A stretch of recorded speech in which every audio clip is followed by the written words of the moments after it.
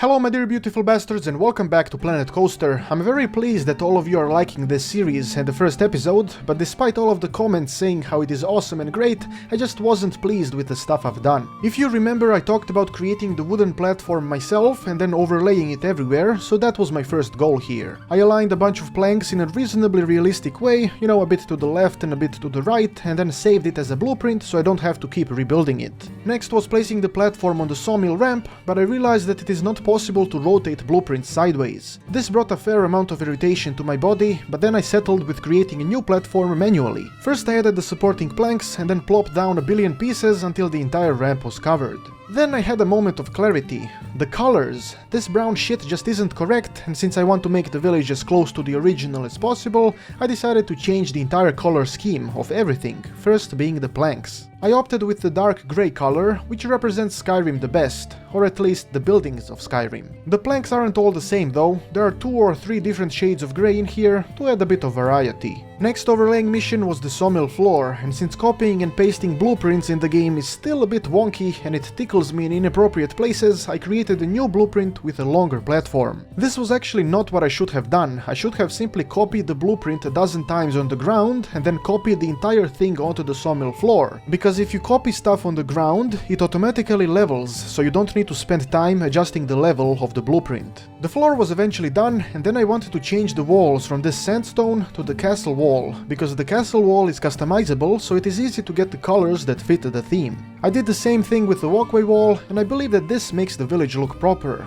The colors are much more fitting to the original design, and I think it even looks better. Once the platform was on the walkway as well, it was lovely, except for the brown pillars. The game has a bug, and it refuses to change their colors, so I will probably put the other type of wooden poles there, whose colors can be changed, but I didn't feel like doing that yet. Next step was fixing the house. I couldn't deal with the brown wall anymore, and I wanted to place the grey planks over it, which would pretty much be the exact same thing as the original. It took a while to attach all of the planks and then change the colors so it all fits, but it was done and I was pleased with the result. Once I fixed the buildings from the first episode, I went onwards to creating more beautiful things. The fishing pier, or whatever it is, was the next project. At first I wanted to make it half a block wide, because I wanted to change things around a bit, but once I wanted to place the roof, I realized that it is not exactly possible to do that. Perhaps it is possible and I'm stupid, but I surrendered and made it 1 block wide.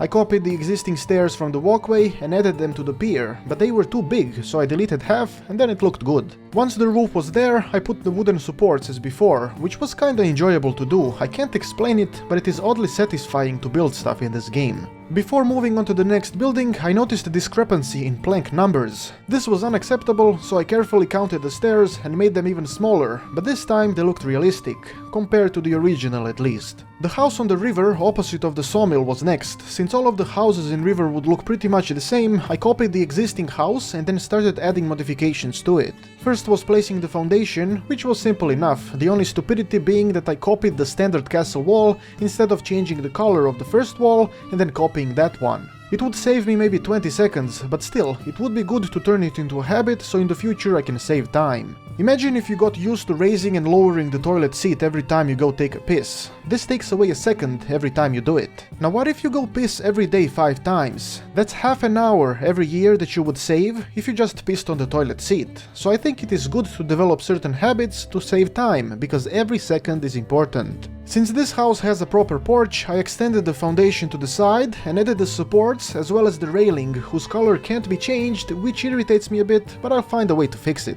The glory of the gods will help me unravel the mysteries of Planet Coaster sooner or later. Now the angle of the roof here is a bit different, and I was under the impression that changing the roof angle was impossible, because it didn't let me do it with the blocks that I used. So I did this. A cascading roof of terror. Obviously I didn't like it, but I felt like I had no other choice, so I moved on to adding the floor to the porch. Now this is where I deployed the tactic I talked about before. I simply copied the blueprint on the ground and very quickly had a platform large enough to cover the porch. The front side of the house needed some adjustments as well. The additional roof with a different angle exists here too. This is where the gods gave me a sign. This particular roof block can be rotated all over the place, unlike all the others, so I simply changed the angle and added a bunch of these items over the house entrance, which made it look perfect. Immediately afterwards I deleted the cascading roof of shit and placed a properly angled roof. This process took a while, because apparently when you copy and paste several of these items, you need to align them to a grid, but if you copy one by one, then you can adjust their position however you want.